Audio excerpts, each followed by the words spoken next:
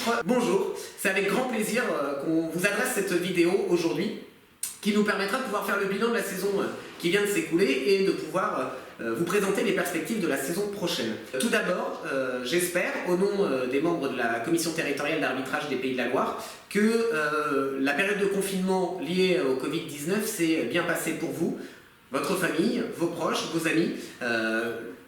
Une période un peu particulière, sans handball, où chacun s'est retrouvé chez soi et sans notre passion du week-end qui nous anime. Pour autant, pendant toute cette période de confinement, les membres de la CTA ont continué de travailler et ont notamment pris du temps pour préparer encore mieux la saison prochaine et permettre de continuer de faire évoluer le plan d'arbitrage territorial avec un objectif toujours, le bien-être de nos arbitres, et de faire en sorte que les rencontres soient le mieux arbitrées possible sur l'ensemble de nos championnats tous les week-ends. C'est un effort qui est collectif, qu'on essaye tous collectivement de mettre en œuvre dans un esprit de territorialité, en prenant en compte les arbitres les plus jeunes, dès 12 ans, au sein des clubs, au travers des écoles d'arbitrage et notamment tout le projet qui va se construire autour dans les prochaines saisons, mais également pour les arbitres adultes qui arbitrent sur les niveaux de pré-national mais également sur les niveaux départementaux. L'ensemble de la population d'arbitres a vocation à avoir les mêmes avantages tout au long de la saison et on essaye réellement de pouvoir répondre à cet engagement tout au long de la saison. On va du coup pendant cette vidéo vous présenter un bilan rapide de ce qui s'est passé cette saison et de pouvoir également se projeter sur des perspectives pour la saison 2020-2021.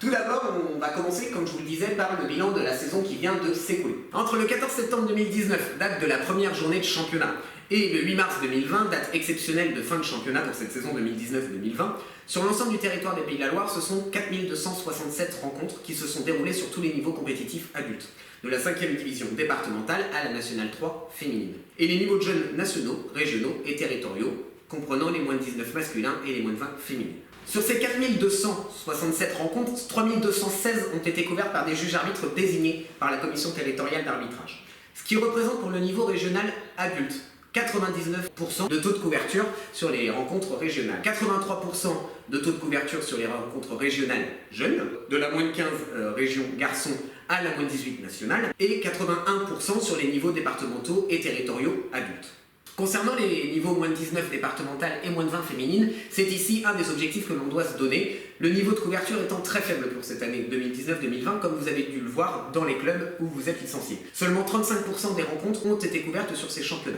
L'ensemble du taux de couverture sur le territoire est pour l'année 2019-2020 de 75,4%. Un taux de couverture qui nous semble être satisfaisant pour une première année de gestion centralisée avec les départements au sein de la CTA. C'était un des objectifs que l'on s'était donné, de faire en sorte d'avoir un taux de couverture qui soit le plus intéressant possible, permettant de pouvoir approcher le plus possible des 100%.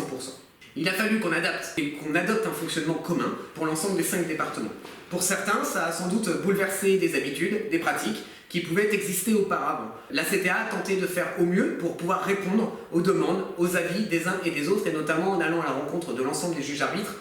au mois de janvier dernier sur l'ensemble des départements. Je tiens, au travers de cette vidéo, comme j'aurais pu le faire en Assemblée Générale Territoriale, à remercier l'ensemble des juges arbitres adultes et l'ensemble des juges arbitres jeunes qui se sont engagés tout au long de la saison, tous les week-ends, sur les terrains, pour officier. Et on sait combien la tâche est des fois compliquée, avec un environnement pas forcément simple, mais qui ont toujours, avec énormément d'engagement et de motivation, répondu présent aux sollicitations de la CTA pour couvrir les rencontres tous les week-ends. Je tiens réellement, au travers de cette vidéo, à les remercier pour leur investissement. En termes de population d'arbitres, sur le territoire des Pays de la Loire, pour la saison 2019-2020, nous avons recensé 500 juges arbitres adultes, T1, T2, T3 confondus, et 1400 juges arbitres jeunes sur le territoire pour environ 300 rencontres à couvrir chaque week-end. Afin de pouvoir permettre de gérer l'ensemble de la population de JA et de JAJ, comme on vient de vous le présenter avec Pierre, il faut un nombre de bénévoles conséquent et on a bien vu que sur l'ensemble de la saison, avec notamment le regroupement des bénévoles qui étaient présents précédemment dans les CTA,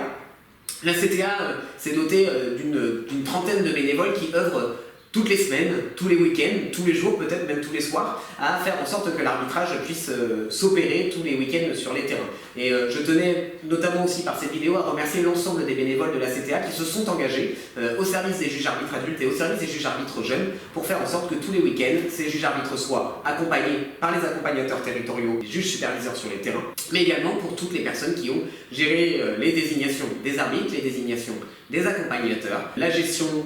des désignations et notamment des disponibilités des arbitres au travers de ION d'arbitrage et de gestion. Merci à l'ensemble des bénévoles de la CTA sans qui rien ne serait possible tous les week-ends. C'est grâce à eux que nos arbitres sont aussi dans les meilleures conditions sur les terrains au sein des clubs.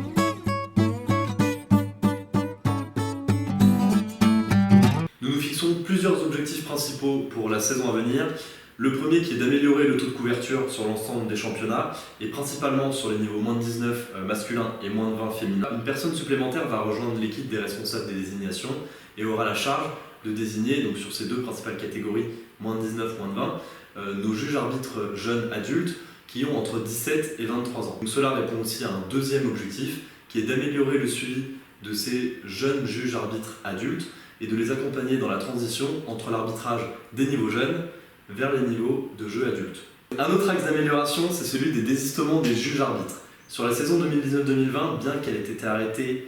début mars, nous avons eu plus de 400 désistements. Un suivi plus régulier des désistements va être opéré par la CTA. Bien sûr, les motifs justifiés vont être acceptés et non sanctionnés. En revanche, nous allons accompagner tous les juges arbitres à porter plus d'attention sur le remplissage de leur disponibilité pour avoir beaucoup moins de désistements qui au final pénalisent les clubs. Les clubs se retrouvent le week-end sans arbitre, sans être prévenus.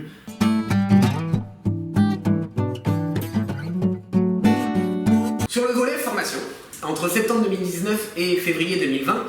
30 stages se sont déroulés pour nos juges arbitres adultes et nos juges arbitres jeunes sur l'ensemble de notre territoire, par bassin de vie pour les JAJ T3 notamment, et sur des formations plus centralisées des populations d'arbitres des T2 et des T1. Ça représente tout cela 60 encadrants sur l'ensemble de notre territoire. Bien entendu, 60 encadrants bénévoles qui interviennent aussi sur des jours pendant les vacances scolaires, sur les week-ends, au service de notre population d'arbitres. Je me remercie l'ensemble des encadrants qui interviennent sur les formations des JA et des JAJ. C'est aussi grâce à leur implication et à leur service que les matchs sont le mieux arbitrés possible le week-end et que l'on arrive à avoir des arbitres qui sont prêts, à la fois physiquement et en termes de connaissance de règlement, tous les week-ends sur nos matchs. Dans les autres objectifs pour la saison prochaine, c'est notamment la poursuite de la réforme de la formation, en lien avec l'ITFE, l'Institut territorial de la formation et de l'emploi. À travers ça, plusieurs objectifs, un travail autour du module accompagner les pratiquants, qui est la formation de base pour les accompagnateurs écoles d'arbitrage. Donc la CTA et l'ITFE travaillent pour améliorer ce module après une première année expérimentale, une première année de mise en place, mais aussi la mise en place du parcours de formation du juge accompagnateur territorial. D'ici 3 saisons, nous n'aurons plus de juges superviseurs, comme on les appelle aujourd'hui. Ces personnes ressources qui sont désignées par la CTA pour aller accompagner, superviser nos juges arbitres jeunes et juges arbitres sur les matchs territoriaux. D'ici 3 saisons sportives, donc, nous n'aurons que des juges accompagnateurs territoriaux. Pour cela, un parcours de formation se met en place au sein de l'ITFE à partir de la saison prochaine. Le cursus sera adapté en fonction des expériences acquises par chaque superviseur, ainsi que de leur investissement actuel au sein de la CTA et de leur désignation pour cette mission.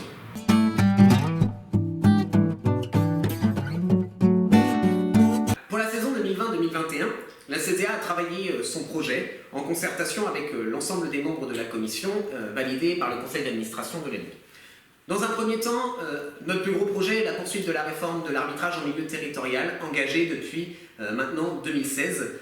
pour faire en sorte de faire évoluer l'arbitrage, non pas pour remplacer ce qui ne fonctionnait pas avant, mais plutôt pour s'imprégner de ce qui fonctionnait sur chacun des territoires départementaux, pour ensuite les mettre en œuvre avec les collègues de la région pour constituer un vrai esprit territorial. Un des objectifs qu'on va notamment poursuivre et accentuer dans ce projet de réforme, c'est le lien avec les clubs et notamment par la mise en place des écoles d'arbitrage au sein des clubs. À la fois par l'intermédiaire de la formation, accompagner les clubs à engager des personnes en formation d'accompagnateurs école d'arbitrage, mais également d'animateurs école d'arbitrage, mais également accompagner les clubs au travers de la mise en œuvre de l'accompagnement des juges arbitres jeunes et des juges arbitres adultes au local. On a besoin des juges arbitres sur notre territoire pour couvrir les rencontres, mais également dans nos clubs pour pouvoir couvrir les rencontres de jeunes. Le projet des Pays de la Loire a toujours été de se dire que les rencontres de jeunes étaient arbitrées par des jeunes. Ce projet ne peut fonctionner qu'à partir du moment où les clubs sont engagés dans cette démarche-là à nos côtés. Ça passe notamment par les écoles d'arbitrage. Chacun des clubs s'investit comme il le souhaite à l'intérieur de ces écoles d'arbitrage et les met en œuvre comme il le souhaite. Pour ce faire, le territoire a fait le choix de remettre en œuvre un label école d'arbitrage que la Ligue de handball des Pays de la Loire avait mis en œuvre il y a plus de 10 ans maintenant et qui avait été ensuite repris par la fédération pour être mis en œuvre sur l'ensemble du territoire national. Le label reviendra pour les Pays de la Loire. Ce label a vocation à bonifier réellement l'implication des clubs au service de l'arbitrage et notamment au service de l'arbitrage local. L'arbitrage, ce n'est pas simplement le jeune et son sifflet sur les rencontres le week-end, mais c'est également l'ensemble de ce qui entoure le jeune et le sifflet, à la fois l'étape de marque, le rôle du chronométreur, le rôle du secrétaire, mais également faire en sorte que l'atmosphère, l'environnement dans lequel le jeune est en train d'évoluer, qu'il soit joueur ou qu'il soit arbitre, soit un environnement qui soit serein, dans une ambiance qui soit saine. L'objectif de l'école d'arbitrage doit répondre à l'ensemble de ces critères et on souhaite être au plus près des clubs, notamment en mettant en œuvre des échanges à l'intérieur des bassins de vie, au niveau local, pour accompagner les clubs, pour mettre en œuvre ces écoles d'arbitrage. L'ensemble des membres de la CTA se sont réunis et on a fait le choix, à partir de la saison prochaine, d'ajouter un nouveau pôle dans l'organisation de la CTA, le pôle école d'arbitrage. Une cellule qui aura vocation à accompagner justement ces clubs, ces dynamiques locales qui auront l'intention de vouloir engager un vrai dispositif autour de la formation des juges arbitres jeunes et des juges arbitres au sein de leur club. Et pourquoi pas demain avoir des jeunes qui ont la vocation de vouloir gravir les échelons pour devenir arbitres de haut niveau. On arrive à le faire avec les joueurs au sein de nos clubs et on voit très bien que beaucoup de clubs de notre territoire y arrivent. Donnons-nous pour objectif de réussir également avec nos arbitres et de faire en sorte de sortir des arbitres au meilleur niveau possible au sein de notre territoire et de les accompagner à pouvoir le faire. Dans les autres évolutions de l'organisation de la CTA pour la prochaine saison, le choix a été fait également de renforcer le bureau exécutif actuellement présent de la CTA, composé aujourd'hui de chacun des référents de pôle de la CTA et de 2 personnes, le président et le référent gestant de CMCD. L'objectif, c'est l'année prochaine de le renforcer de 5 personnes, un représentant de chacun des comités départementaux. L'objectif étant de ne pas recréer des commissions départementales d'arbitrage que nous avons collectivement supprimées cette année pour constituer la commission territoriale, mais bien de remettre un référent de chacun des départements permettant d'être le lien privilégié entre l'instance territoriale de la CTA et l'instance départementale du comité, mais également d'être le lien privilégié à l'intérieur du comité des clubs, plus au local, qui permettrait de pouvoir renforcer des fois ce lien qui pourrait manquer entre l'instance territoriale et le club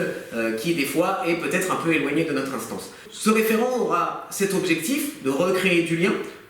ou de créer ce lien qui des fois n'existait peut-être même pas, et aussi d'être le référent d'une action, d'une activité de la CTA au sein de ce département. Alors voilà, nous arrivons au terme des informations que l'on souhaitait vous transmettre, à la fois pour la saison qui vient de se terminer, mais également pour les perspectives qu'on s'est fixées et les objectifs qu'on s'est fixés pour la saison prochaine, qui d'ailleurs ont toutes été présentés au sein du plan d'arbitrage qui est actuellement en cours de vote pour l'Assemblée Générale électronique. Malgré tout ça, des incertitudes demeurent quant à la reprise des compétitions. À l'heure où nous faisons cette vidéo, nous n'avons pas d'informations précises à vous transmettre, le ministère des Sports n'ayant pas encore communiqué d'informations précises sur le secteur amateur notamment. Il faudra donc être encore patient, sans doute, pour avoir les informations qui nous permettront de pouvoir espérer une reprise